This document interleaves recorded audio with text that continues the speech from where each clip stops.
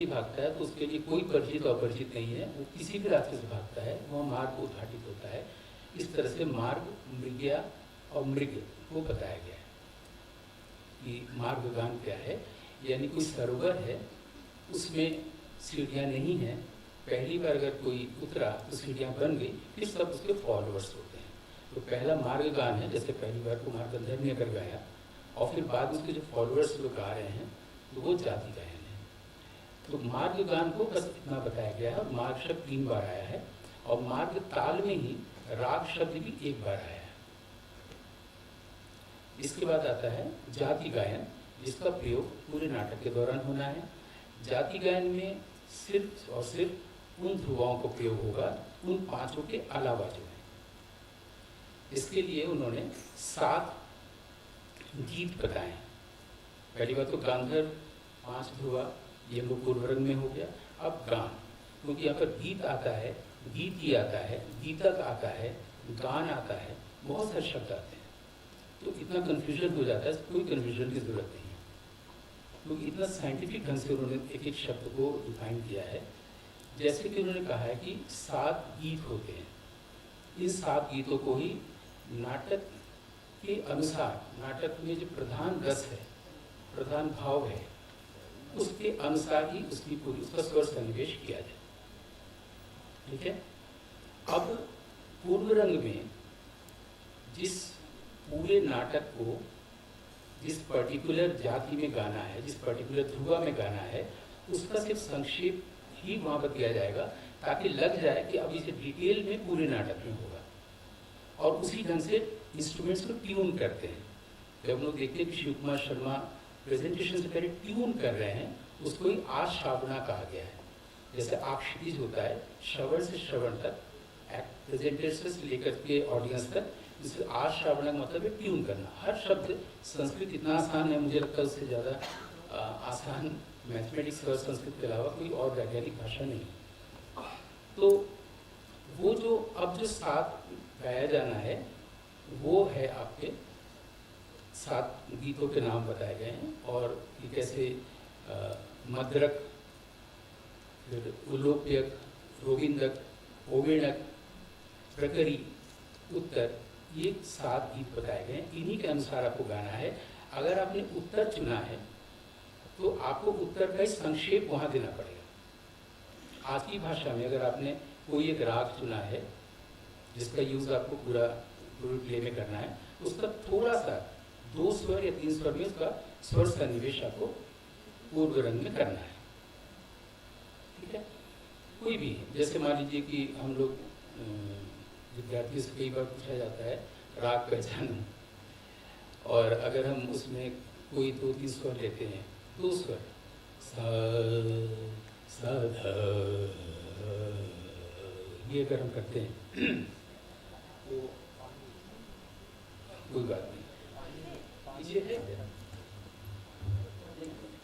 कोई बात नहीं है। तो ये मुझे अभी पता चला कि अच्छा मैं तो कोई गायक नहीं हूँ, लेकिन मैं खाली समझा रहा हूँ, जिधर समझने से, जिस समझ से हमारी दूसरी जो नासमझियाँ वो चली जाए। तो ये जैसे हम लोग अच्छा जब आइएगा तो दे दीजिए, ऐसे दे दीजिए।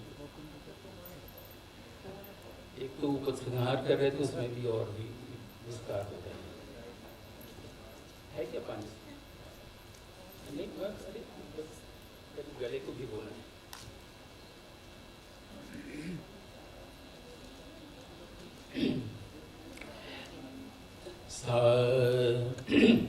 साधा,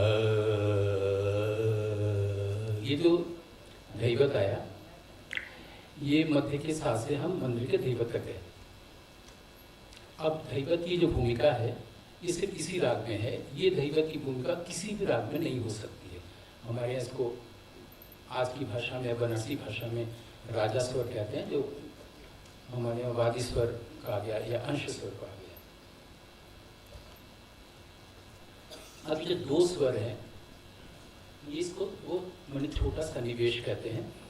बाकी जो विद्यार्थियों से जब समझ में नहीं आता बताओ कौन सा राग है, तो और भी चीज़ें बताते हैं। और ये हम लोग सा के बाद जो सा ध कर रहे हैं, इसमें जो सा कर रहे हैं, कर्ण है, और ये जो हम लोग ये आंदोलन है, आपकी भाषा में बच्चे जानते हैं। कर्ण और आंदोलन के लिए भी शब्दावली दी हुई है वहाँ पर। और फिर अगर हम ध के बाद नी प म प ध नी सा नी सा रे ध, अब ऋषभ पर जो हल्का सा लगा है इसके लिए भी शब्द दिया हुआ है शब्द। अब वहाँ की भाषा क्या है, ह्रस्व, दीर्घ, प्लुत, अल्प, सारे शब्द दिए हुए हैं कि आप ऋषभ का अगर दरबारी में प्रयोग कर रहे हैं तो वहाँ पर अल्प लगेगा ऋषभ, मुल्तानी में अगर ऋषभ का प्रयोग कर रहे हैं तो अल्प लगेगा, वहाँ पर लिखा हुआ है। लेकिन तब मुल्तानी नहीं था, दरबारी नहीं था, तब जाति गायन और ध्रुवा गायन था, जो हमने 7 गीत बताए। तो अगर आपने आज दरबारी लिया है और वहाँ पर अगर आपने उत्थापनी ध्रुवा लिया है या मद्रक लिया है, तो मद्रक को गाने के लिए आप पहले जो आलाप करेंगे वो स्वर आलापी राग में करेंगे, जो कि आज का है तो राग आलापी, तो पहले राग आलापी शब्द नहीं था। ऐसे ही हमारे यहाँ जो ये पद गायन है, ये लय और ताल नहीं होता है, ताल ही लय है, स्वर पद लय 3 ही चीज़ें होती हैं। और इसमें जो पद गायन है, पद शब्द पहले ही आया है, उस बाद में ध्रुपद बना, उससे पहले वो वस्तु रूपक का प्रबंध बना था, उससे पहले भी एक शब्द था खेला पद। आज जो हम लोग कहते हैं कि पर्शियन शब्द आया है ख्याल, और हमारे यहाँ का नहीं है, ऐसा नहीं है। खेला पद एक शब्द है जो शायद हम लोग पहली बार सुन रहे हैं। अब एक रिसर्च हुआ है पुणे में जिसमें डिटेल में ये बताया गया कि खेला पद क्या है और इसको कहने का आधार है, क्योंकि विक्रमोर्वशीयम नाटक की बात हो रही थी। विक्रमोर्वशीयम में इस शब्द का प्रयोग खेला पद का महाकवि कालिदास ने भरत मुनि के नाट्यशास्त्र को उद्धृत करते हुए कहा है। पता नहीं हम लोग का अब तक ध्यान क्यों नहीं था, जब ये रिसर्च ये आया सामने तब ध्यान गया कि विक्रमोर्वशीयम में ये शब्द आया है। और जब प्रेमलता शर्मा जी ध्वनि पर एक अंतर्राष्ट्रीय सेमिनार कर रही थी काशी में 1998 में, तो कारण जी को बुलाया था, उन्होंने विक्रमोर्वशीयम ही नाटक की रिहर्सल शुरू किया था, इसमें हम सब लोग गए। प्रेमलता जी के निधन के बाद उनका भी मन दुखी हो गया, उन्होंने नहीं किया, ये अलग बात है। हम लोग सीधे आ जाए फिर आखिर में कि जो उनको शायद ये पता था पहले कि लोग आने वाले दिनों में नए नए राग बनाएंगे, है ना, और ये रागांग पद्धतियाँ होंगी और वेंकटमुखी होंगे, कई थाट बनाएंगे, और फिर भातखंडी जी 10 थाट बनाएंगे, और रविशंकर जी कोई राग बना देंगे, अलीगढ़ खान साहब मेवाती राग बना देंगे।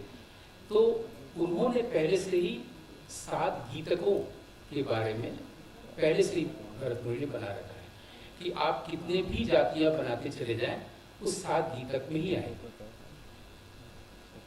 कोई भी गीत आप बनाते चले जाइए। हम आज सोचते हैं कि इतने राग हैं तो इतने थाट में हम लोग रखते हैं, मारवा थाट को किस में रखें, या मारवा राग को किस में रखें, या सोही राग को किस थाट में रखें। लेकिन उन्होंने 7 गीतक बनाए हैं, जिसमें आप जो 7 गीत अभी हमने बताए, मद्रक, अपरांतक, उल्लोप्यक, रोगिंदक, ओबिणक, प्रकरी और उत्तर, ये 7 के आधार पर उन्होंने 7 गीतक बनाए हैं, जैसे इसको आज हम लोग थाट कहते हैं। और 7 गीतक में आप असंख्य अपनी कल्पना से, जो प्रतिभाशाली व्यक्ति होगा, वो व्यक्ति जनक जन्य राग जिसको बाद में कहा गया, वो क्रिएट करता ही रह सकता है। और वो है 7 गीतक, छंदक, वर्धमानक, आषाढ़ी, ऋक, पाणिका, गाथा, सम। ये 7 जो है गीतक उन्होंने पहले से निर्धारित कर दिए हैं कि इसका प्रयोग कैसे होना है। संगीत हो गया। अब नाट्य संगीत अंत में बचता है कि नाटक में भरत मुनि क्या कह रहे हैं। तो पहले अध्याय से लेकर के 36वें अध्याय तक, या जो मैंने सब्सटेंस कहा 29 अध्यायों में, उन्होंने प्रयोग बताए हैं और कहा है कि जब भी स्वर का प्रयोग हो तो ताल का प्रयोग ना हो, जब भी ताल का प्रयोग हो तो स्वर का प्रयोग ना हो। हम लोग आज देखते हैं ना कि क्रेसेंडो की तरह से और नाटक का में खूब उठाना है, तो खूब म्यूजिक और इंस्ट्रूमेंट भी बज रहा है और गाना भी हो रहा है, ऐसा उन्होंने नहीं कहा है। और ताल के लिए पूरा एक चैप्टर समझाया है 31वें अध्याय में। और अगर आप इसको गौर से पढ़ें अंतर्दृष्टि के तौर पर, प्रतिभा के तौर पर, तो सब कुछ आप रिलेट कर सकते हैं।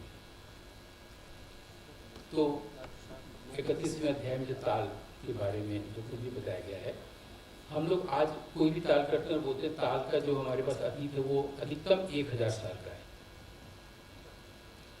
ऐसा नहीं है। ताल के बारे में हम लोग जो भी करते हैं आजकल ताली खाली में, वहाँ इसको सशब्द क्रिया और निःशब्द क्रिया कहा गया है, कोई फर्क नहीं है। और कोई भी ताल जो हम लोग करते हैं इसको बोलते हैं ताली खाली में दिखाते हैं, तो उसमें भी तो पहले धा या धिन आता है, लेकिन धिन सिर्फ नहीं होता है ना। ये तबला शिल्पी बोल सकता है कि वो धिन होता है, यानी कि एक मात्रा में 5 निवेश होता है, भरत मुनि कह रहे हैं। अब अगर एक कोई ताल ले लिया जाए कि धिन तिर इट धी ना तू ना कत ता तिर इट धी ना धी धी ना धिन, इसको हम लोग आजकल ठा कहते हैं। स्थाई जो प्रकीर्णन अध्याय में संगीत अगर में पढ़ते थे, यहाँ पर इसको कहा गया है भरत के नाट्य में एक कल।